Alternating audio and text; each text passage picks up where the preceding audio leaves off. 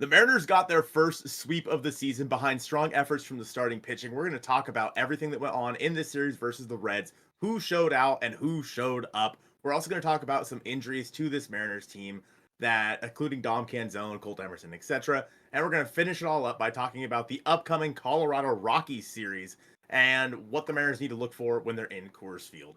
Thank you guys so much for watching episode 79 of the Hit It Here podcast, part of the Bleav Network. The spring training Marcelo Perez um episode. Yeah, And I'm here with Joe.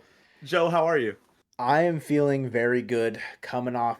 You said a series sweep. Yes, it is the first series sweep. It's also the first series win. It's good to get one under the belt, finally. Seems like things are just kind of seemingly going in the right direction for this team. Offensively, showing a bit more patience, some big at bats, big showings from certain guys in this Red series, but also the pitching. The pitching that we've talked about, they need to rely on. They need to stay in the game. Like, if you're down early, it'll be tough to get out of it. Every single starter through this turn of the rotation pretty much did their job. And, there was some discourse over the offseason, or at the beginning, or was that the offseason or the beginning of the season when Noelvi Marte got suspended, that we really won the Luis Castillo trade. I think this series alone shows that the Mariners have won the I would be willing to bet that the Mariners have won the Luis Castillo trade just based around this one series alone, a series sweep in T-Mobile. But quickly, a word from BetOnline. Thank you once again to BetOnline for being the sponsor for the Hit It Here podcast here. BetOnline is your guys' number one source for all the summer sports action, from the MLB to the NBA to the NHL, even to golf. BetOnline has you guys covered with all the latest stats, news, and scores available to you guys to follow your favorite teams or specific players as well. Get the latest odds and lines, including the latest team matchups, player props on any sport that you really could think of. Head to the website today or even use your mobile device to get in on the action. You guys know that BetOnline has some of the best mobile coverage and desktop coverage, ease of access, so you can place your bets anywhere. And if I'm being honest with you, the MLB season, it's kicking off. Now's the time to get in. Like, everybody's kind of like back in the groove. MLB would be my sport to bet on right now. Head to Bet Online, use promo code Bleav, that's BLEAV, on your first deposit for that 50% welcome bonus. Bet Online, where the game starts. After two blow-up starts, or just not typical starts, George Kirby started off this Red Series on a high note, gave up 2 earned, but a quality start from George in game 1. Six innings, almost said 6 earned. Whoa, that'd be bad. 6 innings, 2 earned. He struck out 6, I think, gave up 5 hits. Colton, walk us through game 1, Jackie Robinson Day. You were there. Walk us through it. Yeah, rumor has it that George kind of changed up his grip on his slider to what Logan was using. And I don't remember the exact numbers, but I think he had like 4 or 5 swings and misses, a lot of foul balls, and only one, I think, that was put in play. It was like a pop-up or something like that. So we'll see if George Kirby is just that good. He can just go in and just mess with something and boom, there it is. You know what I noticed? We haven't seen a knuckleball out of him yet. That's the problem. I That's the mean, problem, Joe. is that really what was holding him back? Yes. Okay. I mean, it'll be exciting whenever it does happen. However, he did show that he can go out and dominate a pretty strong Reds lineup, although, it seemed like every pitcher in this series was able to do that against them. But we knew kind of going into this series that the Reds can hit, and we'd have to, one, have the pitching show up, but also be able to hit as well. George showed that even without the knuckleball Colton, that he's able to silence and quiet some of the most like polarizing athletes, specifically Ellie De La Cruz. Like, I don't think he got a. Did he get a hit against George in the first game? I don't think so. I don't remember, to be honest with You you. were there and you don't even remember? That's crazy. I actually remember more when I watch the games on TV than when I'm there. Is that Yeah, weird? you're just like taking it all in. So like you just like Hmm. you'll need like a flesh memory. So like once you step back into the ballpark, you're like, oh my god, There that it this is. this is where I was when Jonathan Class A got his first major league hit. Which was a very, very cool moment. I was saying, hey, let's give Julio a standing ovation. But you know what? Jonathan Class A got it. Yeah, So he took the Jonathan Class A he got took one. the spotlight instead. It was a good Yeah. piece of hitting on that one. It Little was a really good piece of hitting. ball low and Yeah. outside, poked it through the other way. Like, Hmm. I've been very impressed, I think, just in general with Class A to start, his major league career. It's nothing. It hasn't been like out of this world, but it's been better than I would have imagined personally. Oh, absolutely. I think that with him coming up, I mean, we saw all of his we know his problem really is strikeouts. Hmm. He doesn't have trouble making contact or anything. And honestly, he has not looked overmatched once at the plate so far. And I think that it's only a matter of time before, the league starts to figure him out and whatnot. It's how it is when anybody comes up, honestly. But Class A, yeah, I mean, he kind of looks like he belongs. I don't know how long he stays on this roster. We'll talk about that here in just a little bit when we get to the injury side of things. To wrap up game one, Mitch Haniger's home run was, I mean, I think it was poked. Luke Raley's triple I thought it was getting out personally, but from where I was at, it was kind of hard to tell. Mm. Overall, just a really good game for the Mariners in that game. Going on to game two then with Logan Gilbert. Joe, tell me a little bit about Logan's start. I mean, it's another one, helping out your cause. Logan Gilbert just looked dominant from top to bottom. Had like a little bit of trouble late in the game, I think, is where his earned run happened. I don't fully remember how it crossed. Did someone it was an inherited run that scored, right? Because I can't remember right now. But regardless, before I touch on Logan Gilbert's start, because he struck out the side in the first inning on three different pitches. So Logan he was going Walter mode. Okay. We got so many pitches logged in the first two games to Frankie Montas in game one, and then Hunter Green in game two. The Mariners bats were working and getting those pitchers out quickly, getting to the Reds bullpen, which like it's nothing crazy bad, but it's also not crazy good.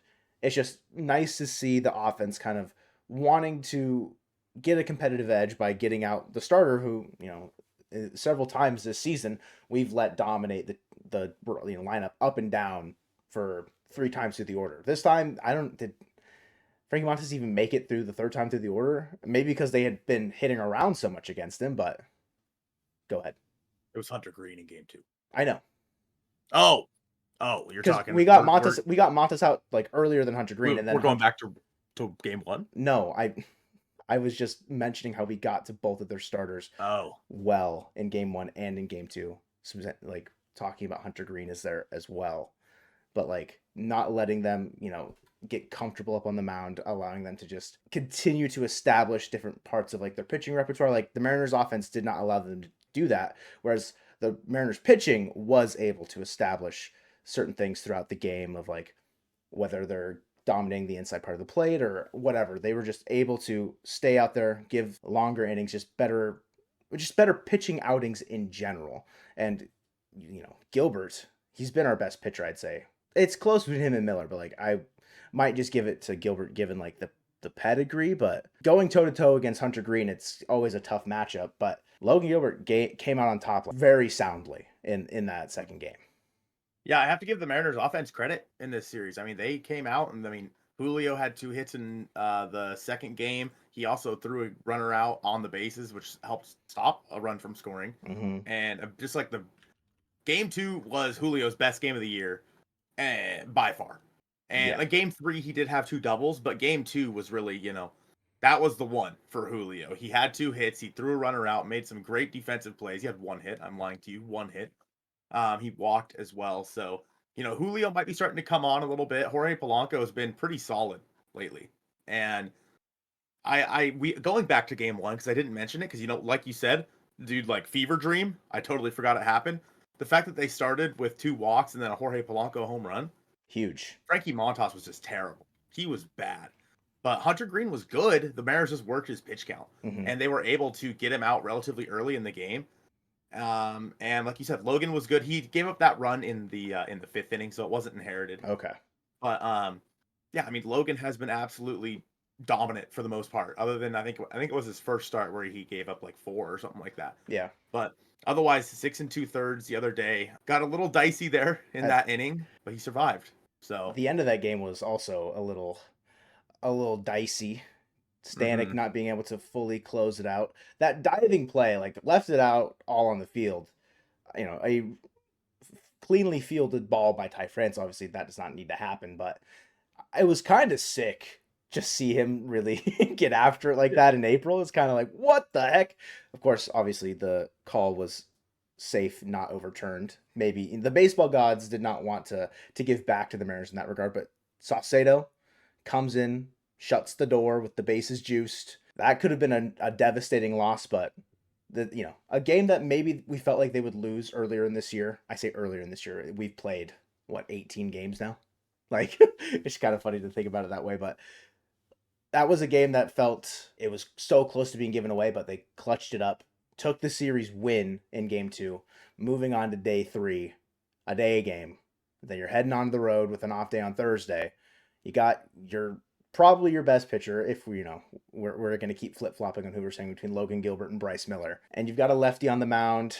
JP's getting a day off. I don't know how I was feeling going into game 3. Like Bryce Miller versus Andrew Abbott, it's a decent matchup, and Andrew Abbott's been okay this year, but the Mariners showed that they are starting to, hopefully this is a continuous trend, to figure it out offensively. Yeah, hopefully they're turning the corner on in the batter's box, because we saw Julio 2 hits in this game, Mitch with a hit, Mitch Garver hit his first home run. Mm-hmm. That thing was crushed, by the way. Launched. Cal, right-handed home run. Cal. Demo went 1 for 4. We saw Josh Rojas hit a pinch hit home run. We also got to see Jonathan Clase with his first stolen bag. So overall, really good game from Bryce Miller, specifically 6 innings pitched. How many did he strike out? 7? 7. I mean, Struck out 7. the only hit he gave up was De La Cruz's home run. So Yep. 6 innings, just 1 hit given up to that Reds team. The Reds got 1 hit the entire day, Colton. Mm-hmm. It was a tough day at the shop in T-Mobile for Cincinnati, a team that we thought would be able to slug, would be able to come in like potentially do some damage. Jonathan India went 0 for 12 in the entire series, potentially previously former Mariner throughout many offseason escapades. Thank God he's not after an 0 for 12. But yeah, the Mariners pitching staff, we knew that they could do it, but it's nice to see everything kind of coming together all at once in a series sweep, like culminating together, just like everything going right. Especially now, like you're finding yourself some momentum, and not to get ahead of ourselves talking about Colorado, but like you're playing Colorado. Yeah, it's on the road. It's in we might see some high flying balls, but regardless, it should be carrying that momentum into that series is huge. Getting a series sweep here against Cincinnati. Mm-hmm. I think that this was what we saw to the Mariners in this series. What, again, like you said, what we knew they could do, Mm-hmm. but they just hadn't yet. And for all the people, all the doomers, all the gloomers, right? The Mariners are 1 game out of first place. Thank God the rest of the division has also been mid. Yeah. I mean, the only team ahead of them is the Rangers, and the Mariners have a 4-game set coming up against them. 3-game, 4-game, doesn't matter. The Mariners have a series coming up against them after they leave Colorado. So by the time the Mariners come back home, there's a chance the Mariners are in first place. Mm-hmm. It's like, oh, well, oh, man, this team's not going anywhere, blah, blah. Here we are, guys. And that's obvious. Again, it works both ways. It's early. Yeah. 20 games in, it's early, but we're starting to see, like I said, this team's turn the corner offensively. And that is without a lot of their guys, Joe. The biggest one in this series was Dominic Canzone's injury. His an AC joint, his left AC joint in his shoulder. Yeah, slammed against the making wall. Making a crazy catch, slamming against the wall. What did we hear about Dom Canzone? Well, it's good news, actually. An AC joint typically keeps you out 4 to 6 weeks. But that is also incumbent on the fact that there's probably surgery involved. Dom is avoiding surgery, so he'll be out a couple weeks. It is something that still is probably going to keep him out probably till mid-May. So I would probably expect him to be out still about 4 weeks maybe, or maybe 3 with like a rehab stint, maybe in Tacoma somewhere. But less time, also less that I think could go wrong when you don't need surgery. It's just good news overall for Dom Canzone, a guy that was swinging the bat well. Yes, we do have replacements already on this roster, like that seemingly have been kind of capable. Like Clase has been good since he's been called up. Luke Raley had a good first game against Cincinnati, not so much in the second game, but I could see the idea of how Luke Raley is going to be getting plate appearances is like giving Garver a day off by having Haniger slide to DH, or even just giving Haniger a day off kind of a thing. And then giving Ty a day off, which he did in the second game where he was playing first base. So that is probably how it's going to go for him going forward, because it really feels like Clase might be that everyday left fielder for the time being, unless it's maybe there's a bad matchup, but he's a switch hitter, so it's kind of tough to say. So yeah, Dom not being out for 6 weeks, and also not requiring surgery is a big one.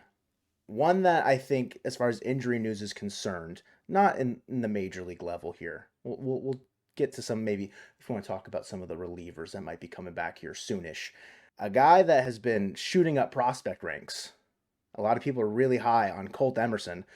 There was some questions of why he hasn't been in the Modesto Nuts lineup the last couple of days. And people, Mariners Miners on Twitter, if you guys don't follow that account, go follow like Mariners MILB or whatever the ad is, because they just post highlights all the time. Replies to the tweets of asking like why Colt Emerson's not in the lineup. Oh, he got hit by a pitch. Turns out he is going to the IL on with an oblique strain, which held out Dylan Moore for quite some time last year and seemingly kind of like handcuffed his performance quite a bit. So I'm a little worried personally about Colt Emerson. I mean, he's young. Young guys might probably heal better overall than a guy maybe Dylan Moore's age. He's 10 years older basically. The aging factor there could play into how the oblique heals, but not fun seeing.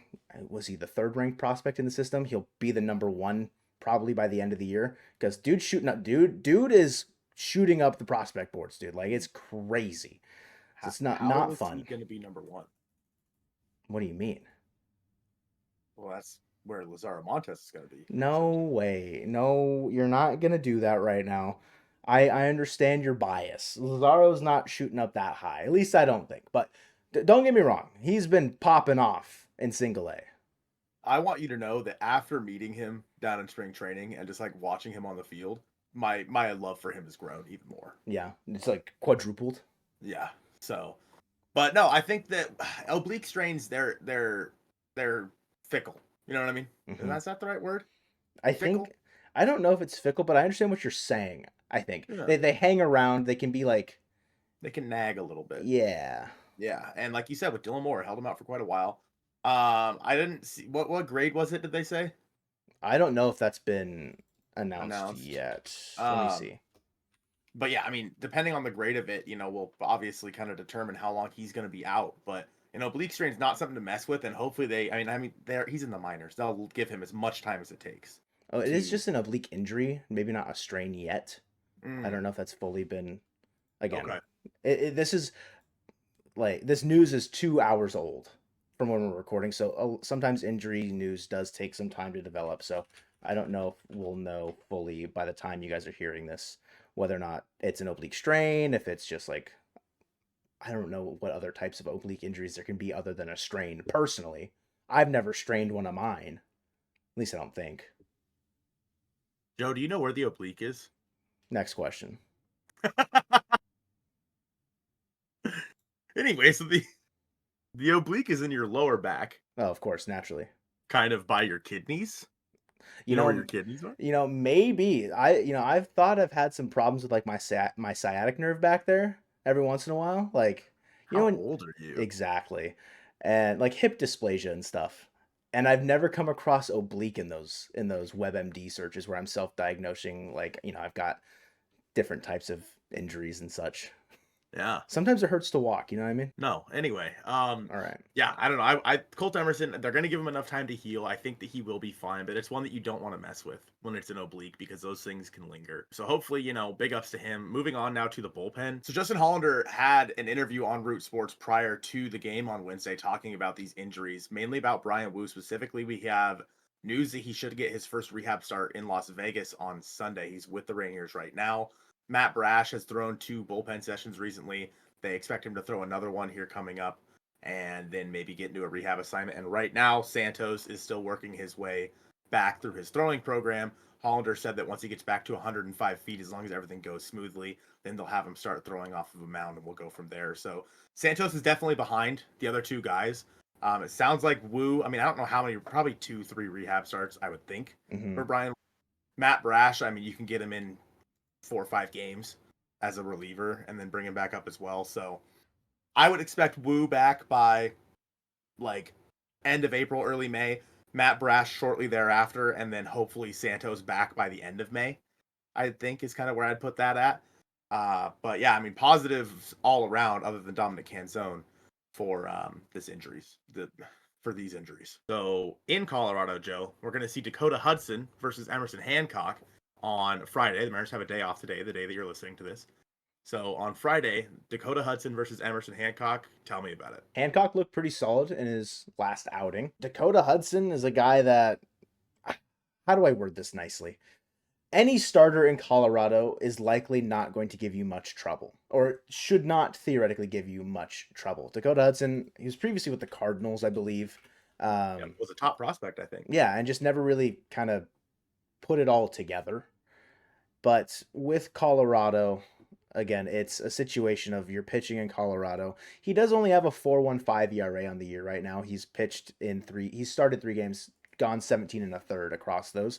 Only a 4.15, so not bad. It's not like Kyle Freeland who's got like a 13 ERA or whatever. Who was like their ace, by the way. Yeah, well, put quotations around ace. Thank you, because like calling anybody an ace in Colorado is you're treading on thin ice. Unless you're like 2013 Ubaldo Jimenez. Exactly. There are isolated incidences, but they were trying to pass John Gray as an ace for years, and it never worked out. And he's in Texas, and he's doing better because he's not pitching in Colorado anymore. It's just that organization is lost. I'm so unbelievably confused by what the Rockies just put are Chris doing. Bryant on the IL. Yeah, it's a mess there. They've got Ezekiel Tovar, who started off the year pretty well. Nolan Jones has been horrendous defensively out there. Emerson Hancock, do I trust him to go out there and shove against Colorado? Not fully, because they're in Colorado. Like, could I see a couple balls leaving the yard? Yes. But in that same vein, the Mariners should do the same exact thing to Dakota Hudson. Like, this first game could be a shootout. Like, it could just be back and forth, like homers maybe not every inning. Rob Manfred would be over the moon if there were homers every inning. Everyone's watching baseball now, but I think it'll be a high-scoring affair in Game 1. The Mariners' offense has looked better the last couple of days. I think they continue that trend into Colorado, coming off this sweep from Cincinnati. Like in T-Mobile, where the ball's maybe not jumping off the bat as much, you saw 3 homers in that final game from Cal, Rojas, and Garver. There's no reason for me to believe that something like that won't change. Yeah, the balls have seemed a little bouncy lately. You think so? I think so, man. Like some of the hits that, or some of the, like, I'm trying to think of one. It was when I was at the game, the ball was kind of flying. Really? Like there was like pop-ups, I feel like, that went a little further than they should have. So I don't know. Hey, I'm no conspiracy theorist, but I am a theorist. The juiced ball era might be back, ladies and gentlemen. You heard it here first. You heard it here first. So yeah, I mean, I think that Hancock, the offense is going to have to hit. They have to hit when they're in Colorado, because at least in that first game, because Hancock, I mean, it's a recipe for disaster. It really is. Because we know that Hancock does not have overpowering stuff. If he can stay on the corners, great. But if he leaks across the middle of the plate, he might get hammered, and not in the fun way. The same goes for Luis Castillo, who we know has been squeaking out across the plate quite a bit recently. He'll be going in Game 2 versus, was it Kyle Freeland? Game 2? Mm-hmm. So the aces, right, who have probably both been the worst pitcher for their team this year. Whoa. You don't think so? You don't think that Castillo worse than Hancock? I mean, I'm just saying. Yeah. Mm-hmm. I'm just saying. Hancock's had 1 bad start. Castillo's had 3. So. Yeah, it's a good point. Hey, how you doing? Hey. Yeah. But Luis is a guy who can get a lot of swing and miss, and he got a lot of swing and miss in his last start. Mm-hmm. And so if Castillo continues trending in that direction, he was fine in his last start. Gave up 3, gave the team a chance to win. Luis Castillo was fine in his last start. But if he starts to squeak across the middle of the plate, there's a good chance that he is going to get hit around a little bit in Colorado. Kyle Freeland, again, the Mariners should be able to get to him as long as the offense that we saw in this Red Series hopefully translates to Coors Field. And if it does, it's very hard to sweep in baseball. Very hard. Mm-hmm. This is a series where the Mariners have an opportunity to ride this momentum against a very, very bad baseball team. Yeah, get back-to-back sweeps there. Kyle Freeland, I just want to go into his stats a little bit because they're just hilarious to look at.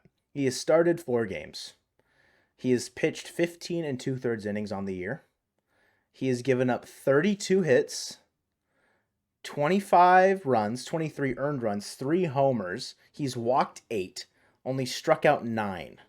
He's got a 3.21 ERA.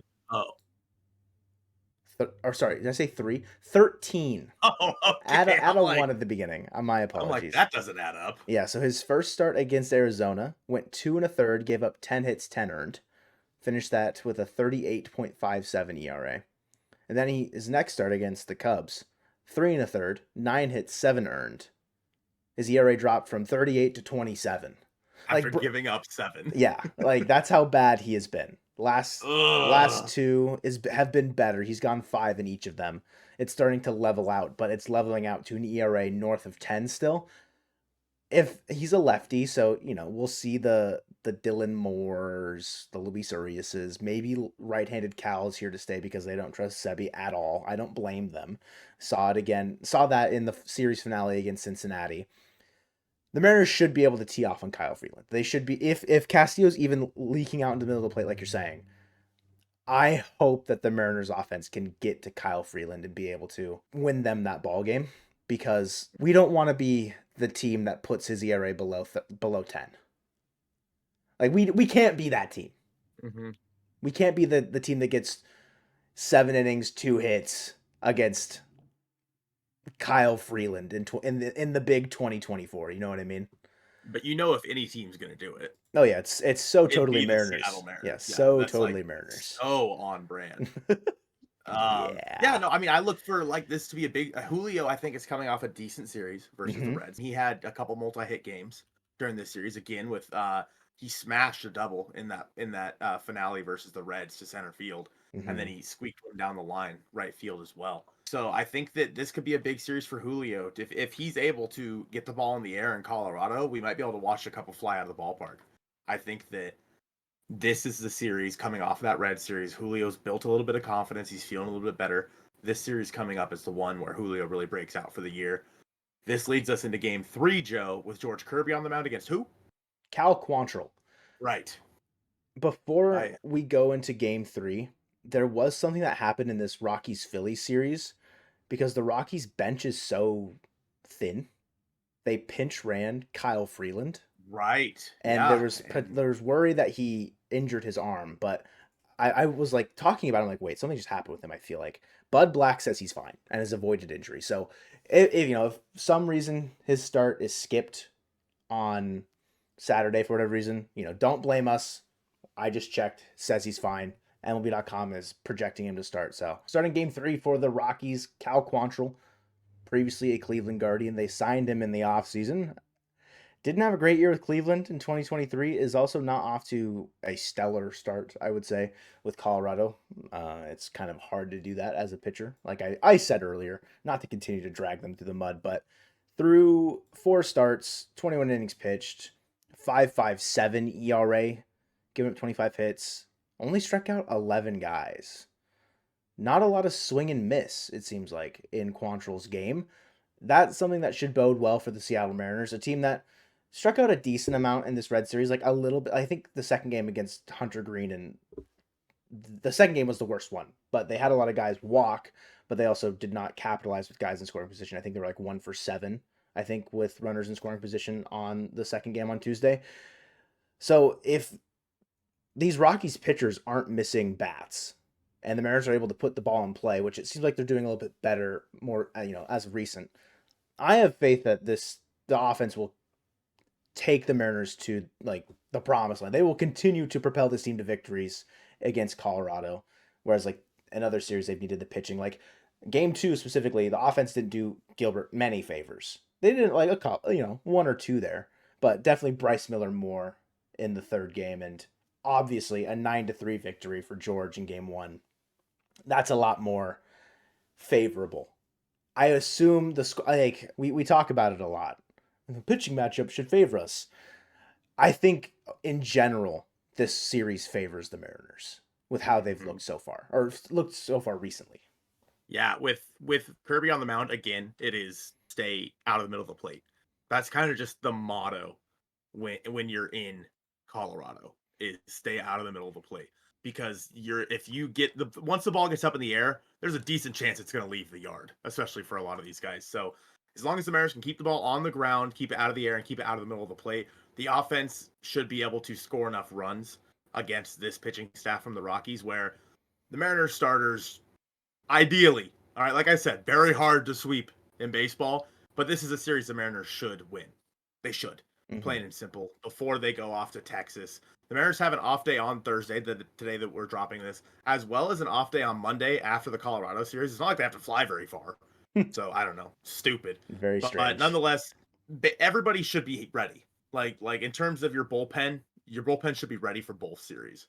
So I think that's going to be a big one with those days off. You might be able to gamify a little bit and get like some guys extra rest here and there in like Mm-hmm. games 1 and games 3 or what have you again in Colorado to make sure you're ready for that Texas Rangers series. But that Rangers series we'll talk about in the next episode of the Hit It Here podcast. For now, we appreciate you guys watching episode 79 of the Hit It Here podcast presented by Bet Online, the Trent Blank episode of the Hit It Here podcast, and go Mariners.